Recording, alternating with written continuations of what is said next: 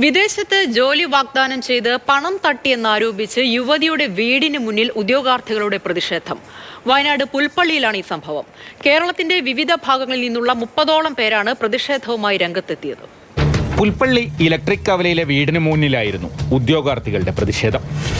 മിലി എന്ന വ്യാജപ്പേരിൽ പരിചയപ്പെടുത്തിയ ഇലക്ട്രിക് കവല സ്വദേശിനിയായ യുവതിയാണ് തട്ടിപ്പു സംഘത്തിലെ പ്രധാന കണ്ണിയെന്ന് പ്രതിഷേധവുമായി എത്തിയവർ പറഞ്ഞു. ബംഗളൂരു കേന്ദ്രമായി പ്രവർത്തിച്ചിരുന്ന ജസ്റ്റ് സെറ്റ് ജേണി എന്ന കൺസൾട്ടൻസിയുടെ മറവിൽ വിദേശത്ത് ജോലി വാഗ്ദാനം ചെയ്ത് കോടികൾ തട്ടിയെന്നാണ് പരാതി. സമൂഹ മാധ്യമങ്ങളിൽ പരസ്യം നൽകിയാണ് ഉദ്യോഗാർത്ഥികളെ ആകർഷിച്ചത്. ഓസ്ട്രേലിയ, ലക്സംബർഗ്, ഇസ്രായേൽ തുടങ്ങിയ സ്ഥലങ്ങളിൽ ജോലിക്ക് ആളെ ആവശ്യമുണ്ടെന്നാണ് പരസ്യം നൽകിയിരുന്നത്. 2.5 ലക്ഷം രൂപ വരെ പ്രതിമാസ ശമ്പളമായിരുന്നു വാഗ്ദാനം. വിസയ്ക്ക് ആദ്യ ഗഡുവായി 1.5 ലക്ഷം രൂപ എല്ലാ ഉദ്യോഗാർത്ഥികളിൽ നിന്നും കൈപ്പറ്റി.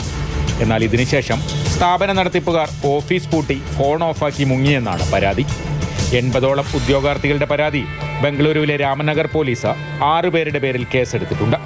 വിവിധ സംസ്ഥാനങ്ങളിൽ നിന്നായി 300ഓളം പേർ തട്ടിപ്പിനിരയായതായാണ് സൂചന. നിയമ നടപടികളുമായി മുന്നോട്ട് പോകാൻ നിർദ്ദേശിച്ച പുൽപ്പള്ളി പോലീസ് പ്രതിഷേധക്കാരെ പറഞ്ഞയച്ചു.